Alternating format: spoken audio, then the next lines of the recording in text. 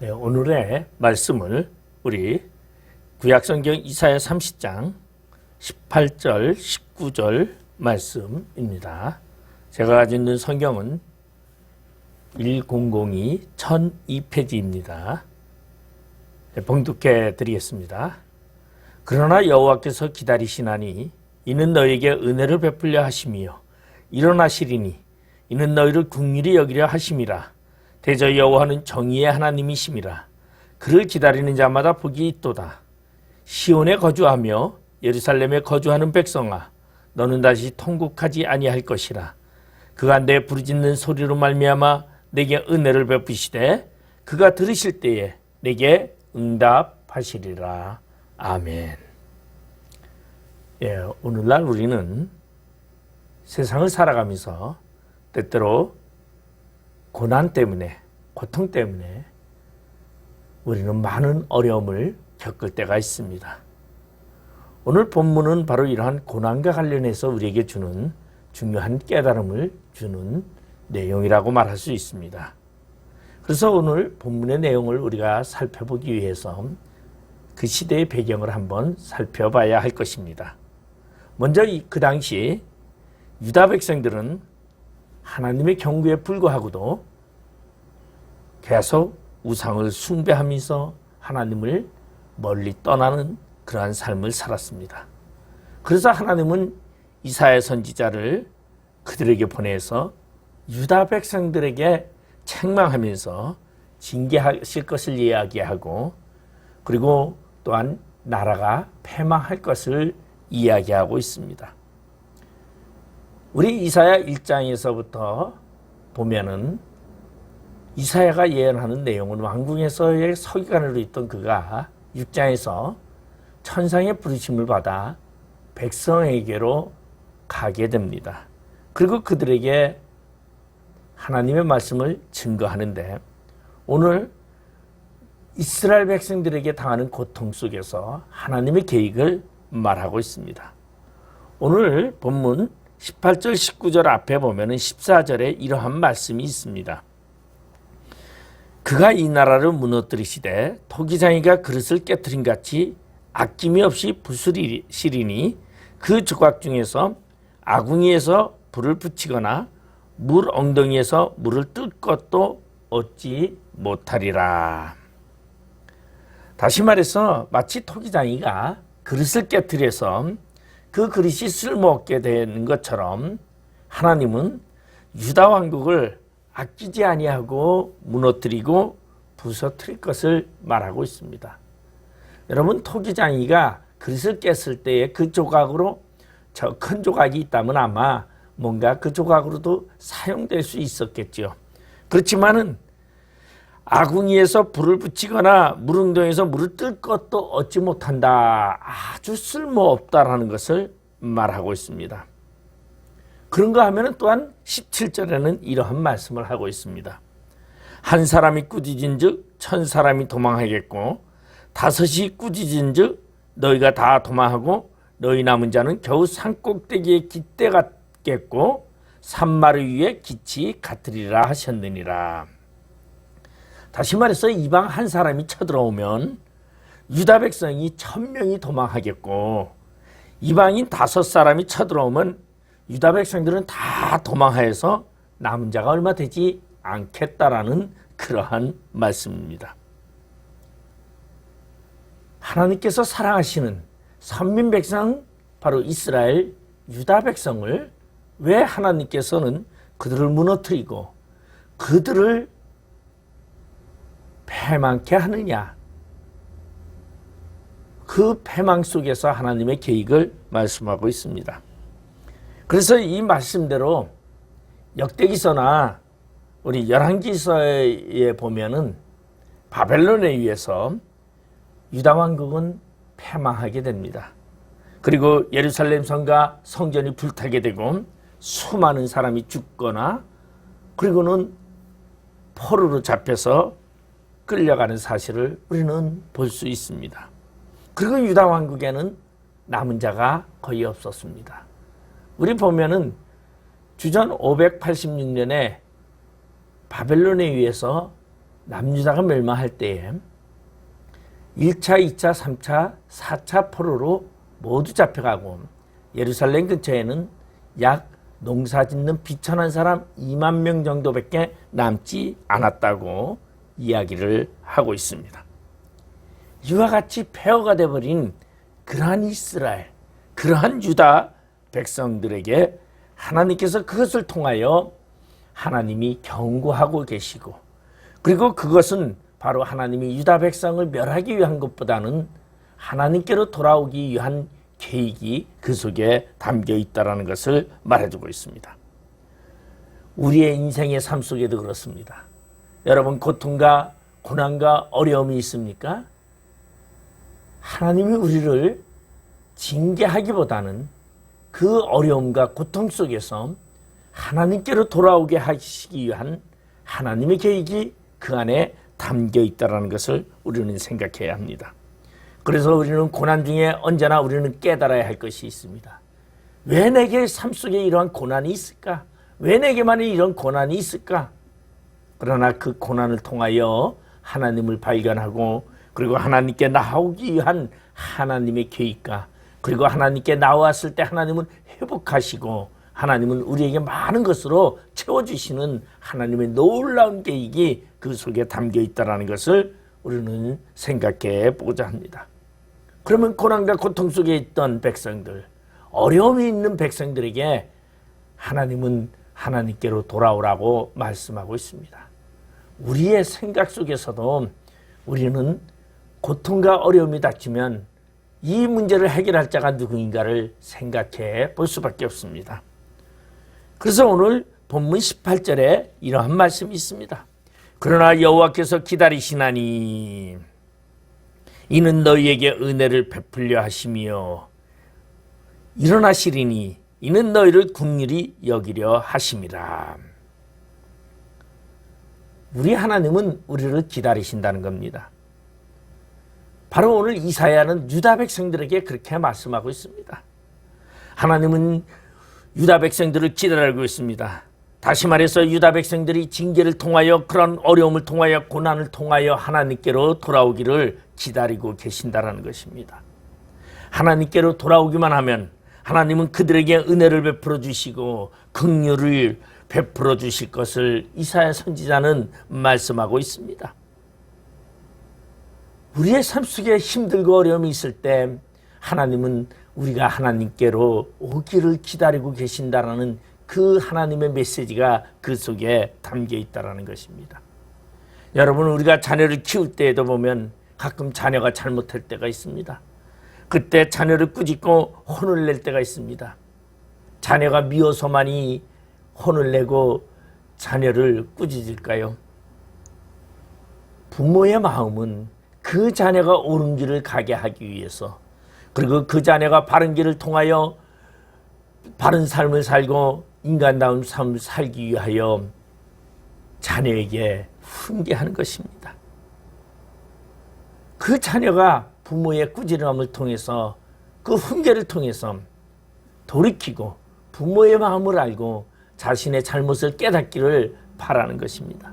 그런데 만약에 우리가 자녀를 무자비하게 때렸다고 하면은 그 자녀는 그 부모의 마음을 헤아릴 수 있을까요? 저는 절대 없다고 생각을 합니다.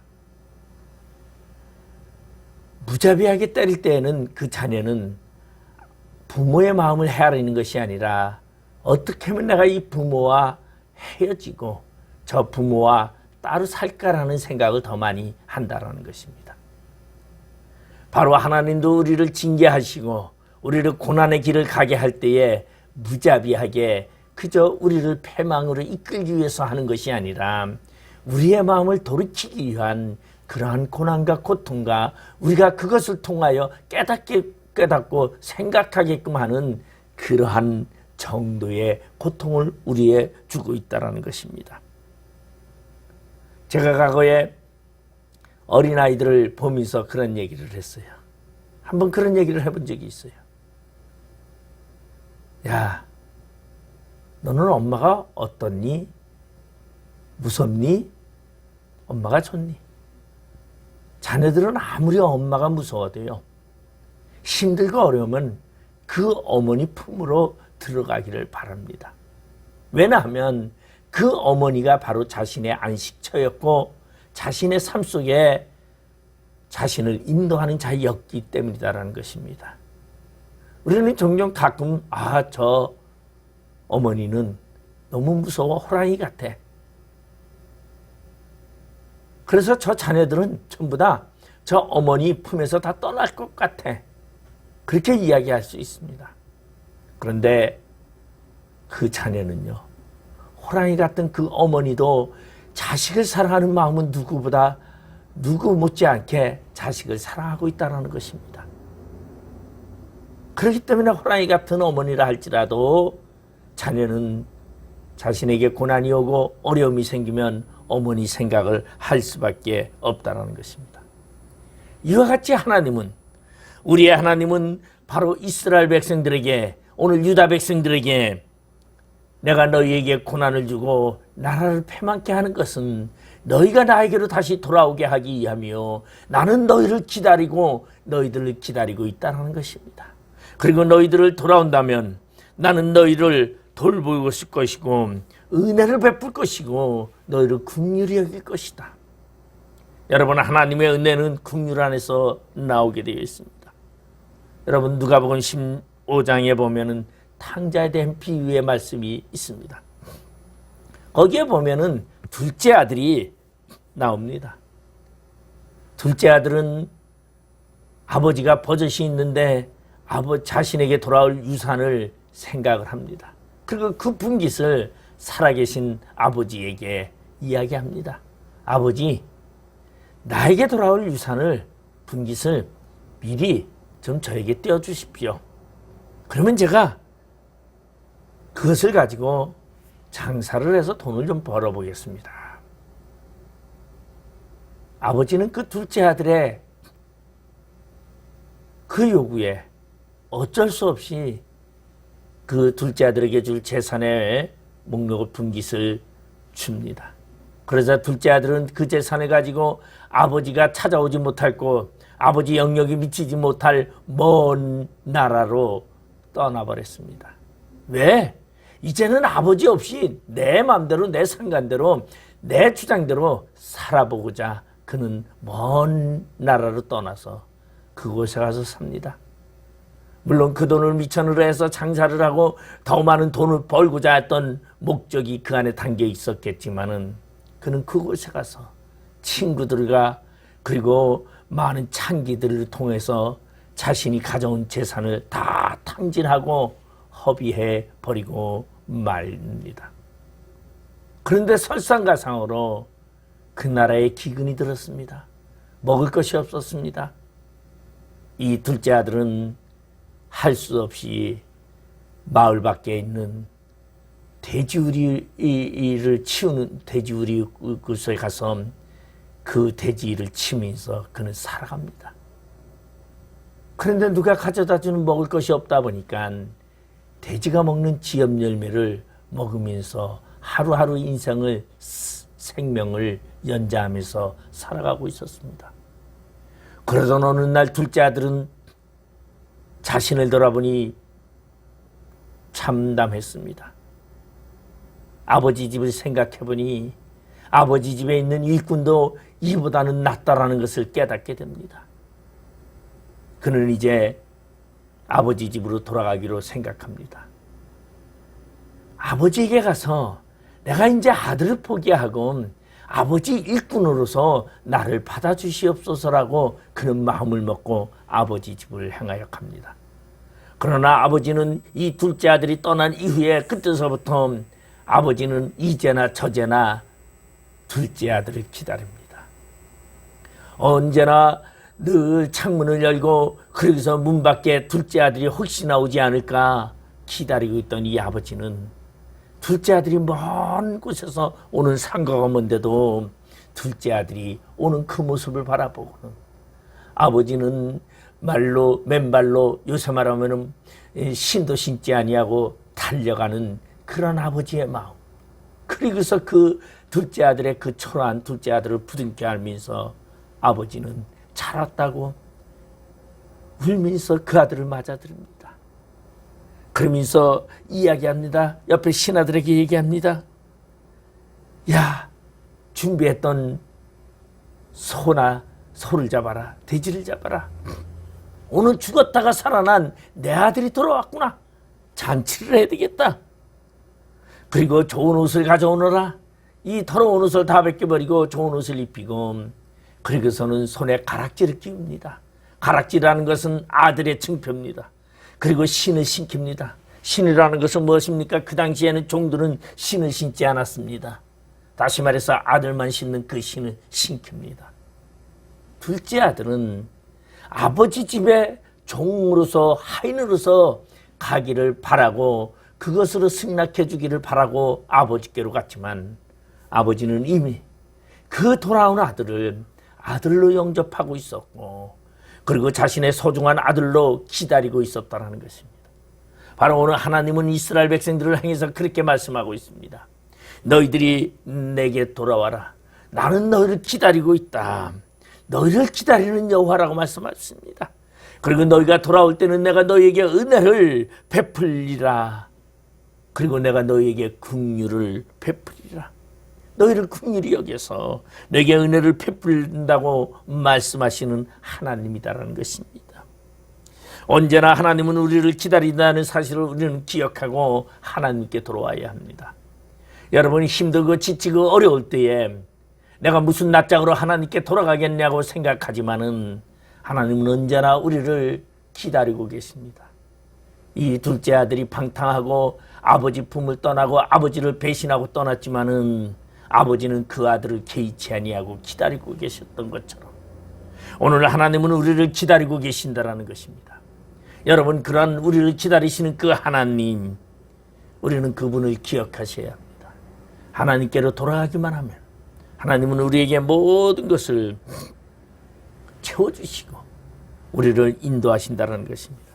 영국의 기독교 작가인 칼 루이스가 있습니다. 이 루이스는 고난을 가리켜서 하나님이 우리를 부르시는 확성기다. 다시 말해서 고난은 하나님이 우리를 부르시는 신호라고 이야기를 하고 있습니다. 여러분, 보통 때는 하나님의 말씀이 잘 들려지지 않습니다. 귀 기울여도 잘 듣지 않습니다. 그러나 고난이 있을 때는 우리는 그 고난 때문에 하나님의 음성을 듣고자 합니다. 그리고 하나님의 음성을 듣고 그 하나님의 음성을 우리는 기다리고 있다는 것입니다. 그렇기 때문에 고난은 나쁜 것이 아니라 하나님께로 우리의 시선을 돌리게끔 하는 놀라운 역사를 만들고 있다는 것입니다. 여러분, 고난이 만났을 때 우리를 부르시는 하나님의 음성을 생각하고 우리는 날마다 하나님께로 돌아가기를 힘써야 한다는 것입니다. 여러분, 여러분의 삶 속에 힘든 일이 있습니까? 오늘 하나님이 말씀하고자 하시는 하나님의 신호인 줄 믿으시기를 바랍니다. 그리고 하나님께로 돌아올 때까지 하나님은 기다리고 계시는 이유는 바로 하나님은 우리를 사랑하고 계시기 때문이다라는 것입니다. 오늘 우리는 하나님과의 사랑이 우리 안에 있습니다. 그런데 그 사랑은 어느 속에서 있느냐? 하나님과 우리와의 사이에 사랑의 관계는 인격이라는 것을 통해서 이루어지고 있습니다. 인격적인 관계 속에서만이 하나님의 사랑이 있다라는 것입니다. 여러분, 하나님은 우리를 강제로 우리에게 말씀하고 계시지 않습니다. 강제로 하나님은 우리를 이끌어가지 않습니다. 우리에게 묻고 우리에게 마음을 다스리고 우리의 마음을 어루만지시면서 하나님은 인도하시는 하나님입니다.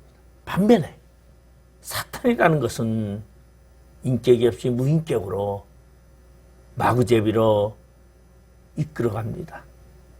그러면 그러한 인격이라는 것은 무엇을 말하고 있습니까? 인격이라는 것은 생각하고 그리고 자신의 생각 속에서 깨닫고 그리고 사랑을 발견하는 것을 말합니다. 그리고 그러한 사랑 속에서 존중히 여기며 그리고 남을 이해할 수 있는 그러한 품성을 말하고 있습니다. 여러분, 부모가 자녀를 때릴 때에 그 자녀가 인격적으로 잘 되라고 때리고 생각하고 깨닫게 하기 위해서 훈계하는 것처럼, 하나님은 우리에게 고난을 주실 때에 하나님은 언제나 미리 준비하시고 우리가 하나님께로 돌아오기를 기다리시기를 바라면서 하나님은 우리를 인도해 주십니다. 만약에 부모가 자녀를 강제로 옳은 길로 이끌려고 한다면 강제로 그 자녀가 부모의 말을 순순히 따라서 오겠습니까? 여러분, 강제로 이끄는 부모의 억압 때문에 자녀들이 가출하는 경우가 많습니다. 그 아버지의 엄함 때문에 도리어 자녀가 망가지는 경우가 너무나 많다는 것입니다. 자녀가 부모를 존경할 때에, 자녀가 부모를 존경하고 사랑하는 마음이 그 안에 있을 때에 그 아버지를 의지하고 그 아버지 말을 따르는 것처럼 우리는 하나님을 존경하고 하나님을 경외하고 하나님을 사랑하는 마음이 우리 안에 있을 때 진정으로 하나님을 따를 수 있습니다. 그러면 그것을 깨닫게 하는 것이 무엇이냐? 바로 고난이라는 것입니다. 여러분, 힘들고 어려우면 하나님이 신호로 받아들이고 오늘 하나님께로 나가고 하나님께로 달려가시기를 바랍니다. 하나님은 절대적으로 우리를 기다리고 계십니다. 오늘도 하나님은 두 팔을 벌려 우리를 기다리십니다. 요한계시록 3장 20절에 보면은 이러한 말씀이 있습니다. 볼지어다 내가 문 밖에 서서 두드리느니 누구든지 내 음성을 듣고 문을 열면 내가 그에게로 들어가 그와 더불어 먹고 그는 나로 더불어 먹으리라.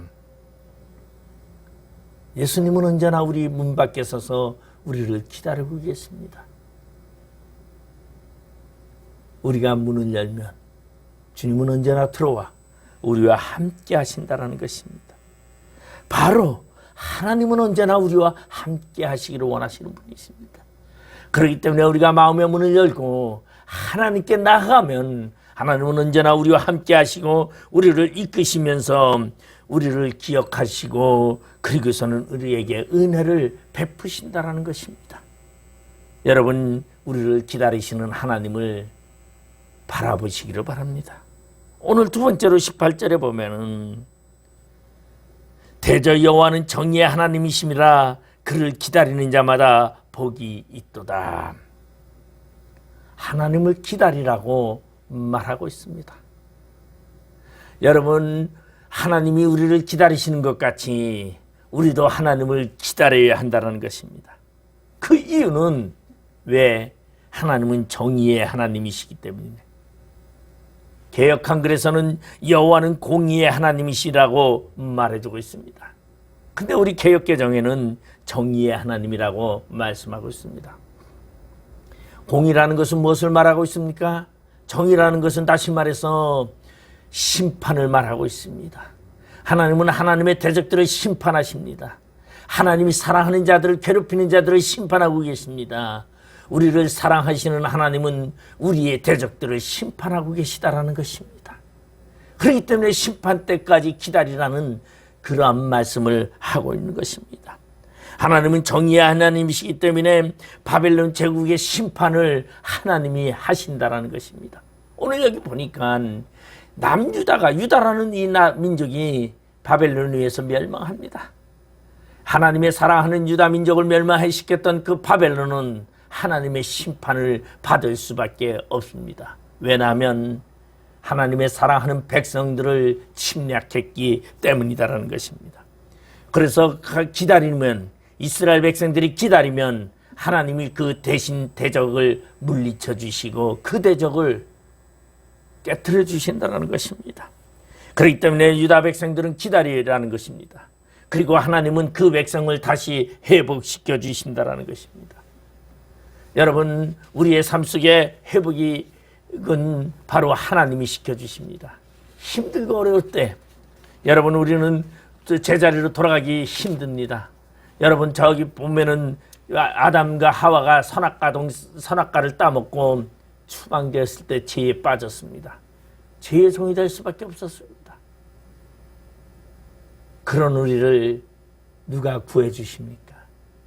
하나님이 우리를 예수 그리스도를 이 땅에 보내서 우리를 구해주시고 하늘 백성으로 회복시켜 주신 것처럼 우리의 삶의 모든 문제를 하나님이 회복시켜 주신다는 것입니다. 그렇기 때문에 우리는 분명히 우리는 하나님께로 돌아가야 합니다. 그리고 하나님께 돌아가면 하나님은 반드시 회복시켜 주신다는 것을 기다려야 합니다. 여러분, 하나님의 회복을 기다리시길 바랍니다. 여러분, 내가 망하고 내가 안 됐다고 좌절하지 마십시오.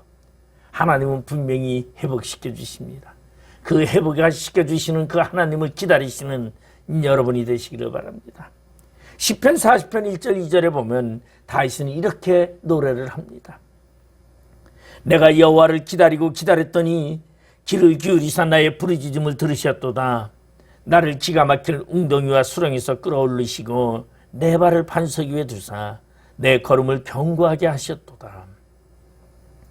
다윗은 하나님을 기다리고 기다렸다고 말하고 있습니다.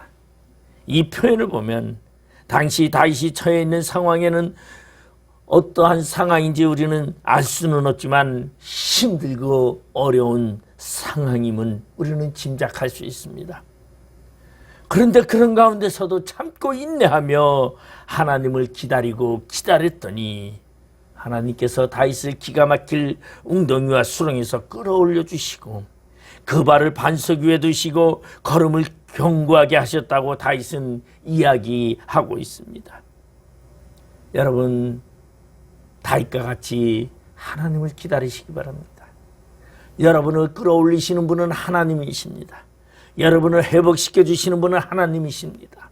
하나님이 여러분의 모든 문제를 해결해 주시고 여러분의 발을 견고하게 하신다는 것입니다. 여러분, 우리는 삶 속에서 하나님을 경험해 본 사람들은 하나님의 은혜를 깨닫게 되고 그리고 그 하나님의 은혜를 알게 됩니다. 여러분, 기다리는 믿음이 우리 안에 있어야 합니다.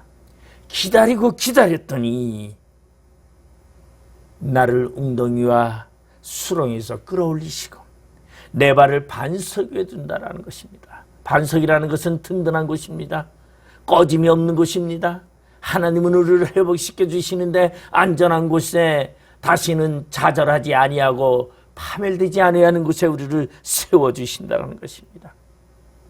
여러분, 고난이 크면 기쁨도 그만큼 큰 것처럼 하나님을 기다리시길 바랍니다.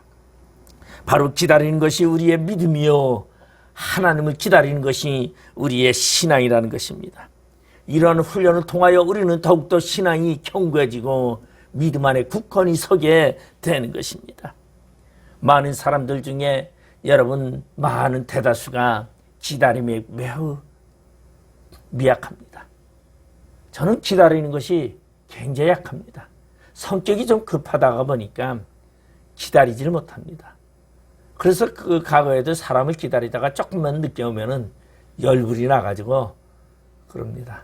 근데 어떠한 사람은 막 30분씩, 1시간씩 기다리는 그런 분들도 있어요. 근데 제가 보니까 기다리는데 5분도 못 기다리는 성격이 사랑하는 사람을 위해서는요, 30분도 기다리게 되더라는 것입니다. 바로 하나님을 사랑한다면, 하나님이 우리를 사랑한다는 것을 알고 있다면 여러분, 우리는 하나님을 기다릴 수밖에 없다는 것입니다. 왜 기다리십니까? 기다리는 이유는 하나님이 우리를 대신하여서 정의를 베푸시고 우리의 대적들을 쳐부셔 주시기 때문입니다. 여러분, 공의라는 것은 하나님의 심판입니다. 저는 교회 안에서 공의라는 단어를 잘 사용하지 않습니다. 왜냐하면 우리는 하나님의 은혜로 말미암아 하나님의 사랑으로 우리는 오늘도 살아가고 있습니다. 그러나 우리가 하나님을 사랑하고 믿고 하나님을 따르고 경외하는 이유는 우리의 대적들을 하나님이 대신 심판해 주시기 때문입니다. 바로 하나님이 심판하시는 그 모습을 기다려야 합니다. 저는 구약에 보니까 다윗 왕이 참 성격이 굉장히 급한 것을 우리는 성경을 통해서 자주 볼 수 있습니다. 그런데 한 번은 다윗 왕이 나발이라는 사람이 이 양떼를 추수하게 되어서 다윗이 그곳에 사람을 보냈습니다. 우리가 당신의 양떼들을 돌보고 지켜주었으니 추수할 때에 우리의 아이들이 먹을 수 있는 음식을 같이 나누었으면 좋겠습니다. 그러자 나발이라는 이 사람은 뭐라고 얘기하냐면 이세 아들 다윗이 누구며 다윗이 누구냐? 그들은 도망온 자들이다. 그러면서 무시해버립니다. 그러자 다윗은 그 소식을 듣자 분노하면서 자신에 따르는 군사들을 모으고 전부 칼을 들고서는 이제 나발을 죽이고자. 그래서 오늘 밤만으로 나발의 목이 몸에 붙어 있지 아니한다면, 그러면서 약속을 하면서 나발을 죽이고자 나섭니다. 그 소식을 들은 나발의 부인 아비가일이 음식과 이런 포도주를 싣고서는 그리고서는 떡을 만들어서 그리고서는 다윗에게로 찾아옵니다. 그리고 다윗에게 말합니다.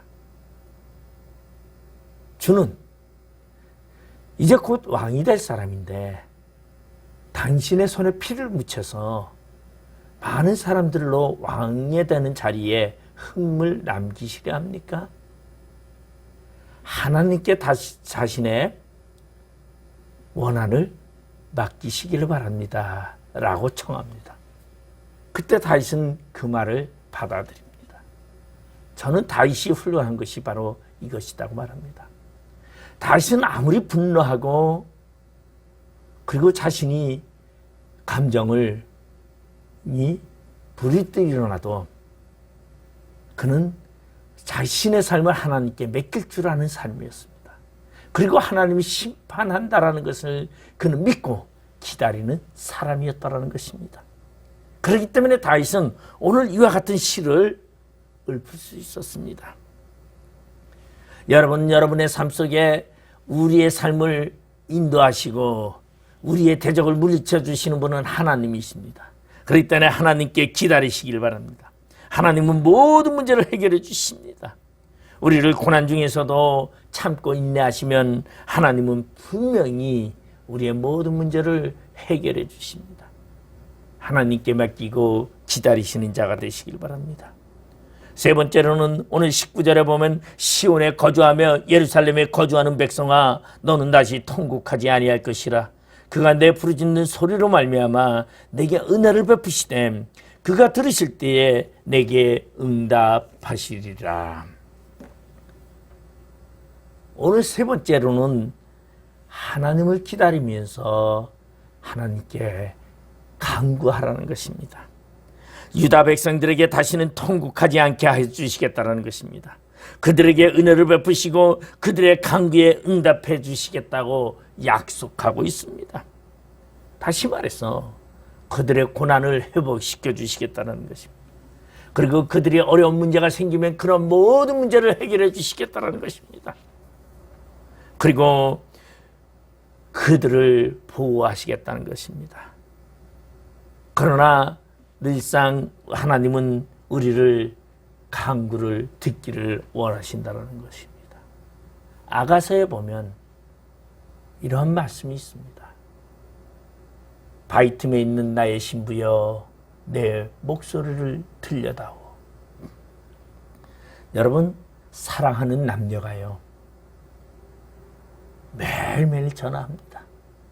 잠자리에 누워서도 이불에 누워서도 그냥 전화를 1시간씩 합니다. 그럼 부모가 뭐라 합니까? 야, 뭔 전화를 그렇게 길게 하느냐. 근데 그들에게는 1시간도 긴 시간이 아닙니다. 그리고 그들의 내용이 아주 중요한 통화 내용도 없습니다. 그저 그냥 목소리 듣기를 바라는 그 심정에서 그저 대화를 하고 그저 웃고 그저 기쁨을 나누는 것입니다. 바로 하나님은 우리를 사랑하시기 때문에 우리의 목소리를 듣고 싶어 하십니다. 그렇기 때문에 우리는 언제나 우리의 삶 속에서 하나님께 기도하고 간구할 때 하나님은 기뻐하십니다. 그리고 우리가 그 간구를 하나님은 응답하신다는 것입니다. 여러분, 하나님은 분명히 우리를 도와주시기를 원하시고 우리가 기도할 때는 더 빨리 우리의 기도에 응답해 주신다라고 말하고 있습니다. 여러분, 하나님의 응답이 더디 오십니까? 여러분, 하나님께 간구하시기 바랍니다. 여러분, 내가 생각했던 것보다 하나님의 은혜가 더디 오십니까? 하나님께 기도하시기 바랍니다. 간절한 마음으로 기도하는 자에게는 하나님이 복을 주시고 하나님이 그 기도에 응답하시고 그 모든 것을 해결해 주신다고 말하고 있습니다. 예수님도 너희가 내 이름으로 무엇을 구하든지 내가 너희에게 응답하리라고 말씀하셨습니다. 여러분, 마태복음 15장에 보면은 예수님과 수르보니게 여인의 대화가 나오고 있습니다. 그때 마태복음 15장 25절 26절에 보면 여자가 와서 예수께 절하며 이르되 주여 저를 도와주옵소서. 저를 도우소서. 대답하여 이르시되 자네의 떡을 취하여 개들에게 던짐이 마땅하지 아니하니라. 다시 말해서 이 수르보니게 여인은 자신의 딸이 귀신이 들렸습니다. 그래서 그 귀신 들린 딸을 곤치기 위해서 예수님이 오신다는 소문을 듣고 예수님께 쫓아와서 예수님께 자신의 딸을 곤쳐주기를 간구하고 있습니다. 근데 예수님께서는 대답도 하시지 아니고 침묵하시더니 기껏 하시는 말이 거부 의사를 밝힙니다. 그래서 그것이 무엇이냐면 예수님께서 냉담하게 이 가나안 여인에게 이렇게 이야기를 합니다. 자네의 떡을 개에게 던져줌이 마땅하냐? 다시 말해서 개라고 표현하고 있습니다. 나는 이스라엘을 위해서 왔고 유대민족을 위해서 왔고 하나님의 선민을 위해서 왔는데 가나안이 너희들 이방인들을 이게 내가 너희에게 떡을 줌이 마땅하느냐 그렇게 말씀하고 있죠. 물론 여기서 개라는 것은 무엇을 말하고 있냐면은 개는 두 가지 종류가 있죠. 오늘날도 보면은 집에서 키우는 주인이 키우는 애완견이 있습니다. 그런가 하면은 저 길 밖에 들개와 같이 이렇게 싸나운 돌아다니는 개가 있습니다. 그런데 물론 여기에서는 키나리온이라고 저기 애완견처럼 집에 있는 개를 표현하고 있습니다. 왜냐하면은 이제 마가복음에는 개가 나오는데 키온이라고 나오고 있죠. 그건 이제 싸나운 들개 같은 그런 개죠. 근데 여러분, 아무리 강아지가 소중하고 아무리 애완견이 소중하다 할지라도 자녀보다는 못하더라는 것입니다. 여러분, 개가 집에서 아무리 지금은 뭐 그 자녀가 밖에 나가서 살고 있으니까 강아지랑 맨날 놀고 강아지 없으면 못 사는 것 같지만요. 아무리 그래도 그 강아지보다 자녀가 더 소중하다는 것입니다. 그러니까 이 수르보니게 여인이 그렇게 말, 옳소이다, 맞습니다. 예수님 말씀이 맞습니다. 그러나 개도 주인의 상에서 떨어지는 불쓰러기를 먹나이다라고 이야기를 합니다. 오늘 여기서 우리는 이 수르보니게의 여인의 이 모습을 우리는 생각해 볼 수 있습니다. 이 수르보니게 여인은 자신의 조건이 아니지만은, 다시 말해서 예수라는 분이 자신의 민족성에서 있는 분이 아니지만은, 비록 나는 이방인이라 할지라도 나는 그분께 간구한다라는 것입니다. 예수님은 그 수르보니게 여인의 귀신 들린 딸을 곤쳐주셨습니다. 뭐 하니까? 간구하니까. 다시 말해서 예수님이 냉정하게 아마 그런 것을 이야기했던 것은 그 여인을 싫어서라기보다는 그 믿음을 보고자 함이었을 것입니다. 이 여인이 이렇게 말하는데도 나를 의지하고 나에게 그 딸의 곤침을 받기를 간절히 원하고 있는가를 아마 시험해 보기 위해서였을 것입니다. 결국은 이 수르보니게의 여인의 딸은 곤침을 받았습니다. 바로 이것이 간구의 특징입니다. 여러분은 하나님께 간구하시기 바랍니다. 하나님이 내 기도를 들어주시지 않는 것 같더라도 간구하시기 바랍니다. 하나님이 침묵하는 것 같아도 간구하시기 바랍니다. 왜? 하나님은 절대 침묵하지는 이유나 들어주지 않는 것 같은 이유는 우리의 믿음을 시험해 보기 위함이라는 것입니다. 그렇기 때문에 우리는 중단하지 아니하고 간구할 때에 우리의 모든 기도는 응답되어진다는 것입니다. 여러분, 우리는 포기하지 않은 믿음이 우리 안에 있어야 합니다. 이 가나안 여인과 같이 늘상 하나님께 간구하는 그런 믿음이 있어야 됩니다. 창세기 32장에는 야곱이 약복강에서 천사와 씨름하는 이야기가 나옵니다. 그 씨름을 통해서 야곱은 허벅지 관절이 어긋나서 이 천사와 씨름한 이후에는 평생 동안 다리를 절며 살았다고 말하고 있습니다. 그가 포기하지 아니하는, 내 문제를 해결해 주시지 않는다면 절대 놓지 않겠다라는 그 야곱의 그 약복강의 그 처절함이 바로 야곱의 모든 문제를 해결해 주고 형 에서가 죽이러 오는 그 형 에서를 화해하게 하고 하룻밤 사이에 다 날아갈 수 20년 동안 모아온 재산을, 전재산을 날아갈 것을 다 회복하게 하시고, 그리고 하나님의 동행하면서 하나님의 은혜 안에서 축복의 사람으로 바뀔 수 있었던 것은 결코 놓지 않고 간구하는 그 간구였다는 것입니다. 여러분도 주님께 이러한 간구가 있기를 바랍니다. 여러분 절대적으로 놓지 아니하고 끝까지 하나님을 바라보면서 간구하는 그 기도를 통하여 여러분의 모든 문제가 해결함 받기를 주님의 이름으로 축원드리겠습니다. 기도하시겠습니다. 아버지 하나님, 은혜를 감사드립니다. 우리가 고난과 고통 속에 있다 할지라도 하나님은 그 고난을 통하여 우리가 하나님께로 돌아오기를 기다리시는 분이라고 말씀하고 있습니다. 우리는 어떠한 어려움과 고난 속에 하나님께 돌아가는 자 되게 하여 주시옵소서. 그리고 하나님은 우리의 대적들과 우리들의 모든 문제를 해결해 주시고, 그리고 정의를 가지고 우리의 대적을 물리쳐 주시는 분이시기에 우리는 하나님이 해결해 주실 때까지 하나님을 기다리는 자 되게 하여 주시옵소서. 우리의 모든 문제를 해결하기 위하여 주님께 더욱더 간구하며 나아가며 기도하는 자 되게 하여 주시옵소서. 그래서 우리의 삶에 하나님의 은혜와 하나님의 긍휼하심과 하나님의 평강이 언제나 넘치게 하여 주시옵소서. 예수님의 이름으로 기도드리옵나이다. 아멘.